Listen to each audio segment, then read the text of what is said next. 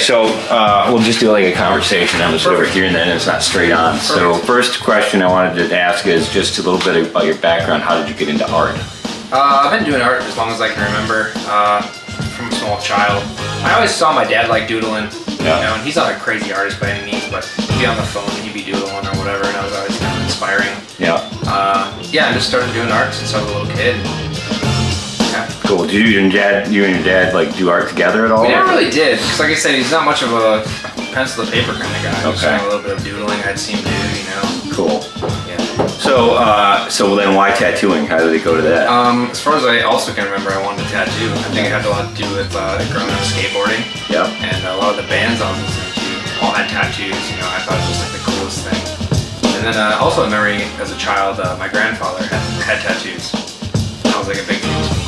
You know. Right on to the personal attachment to it. Yeah, very personal attachment. I think it was a very nostalgic, also mysterious thing. You know, I was always too afraid to kind of ask what they were and what they meant, you know, but I knew you had them. Cool. So one of the things we're really interested in is, you know, there can be a tendency when there's a thing that you love, or there's something inside of you that you're calling out to do, there can be this tendency to run into fear, or, well, geez, I'm not good enough, or I'm going to fail, or I can't do that. That causes a lot of people not to pursue that thing for them, you know, and you're still pretty young and you're pursuing this thing, you're full on into it. Did you ever encounter that fear or that belief that you couldn't? I think there was lots of that, you know, growing up, especially in our area. You know, it was a very small town I grew up in. Tattooing was just not a thing there, you know. There's a lot of people saying like, oh, you can't do that, or you can't make a living off of doing that. You have to go to school to make a career for yourself and all these things, you know. So there's always kind of that little voice in the back of your head, but I think that's kind of what projected me to just, you know, strive even harder and kind of prove wrong. Cool.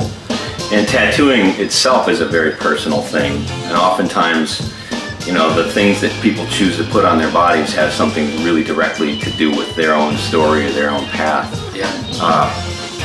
What's your experience with that? What do you find the coolest about that?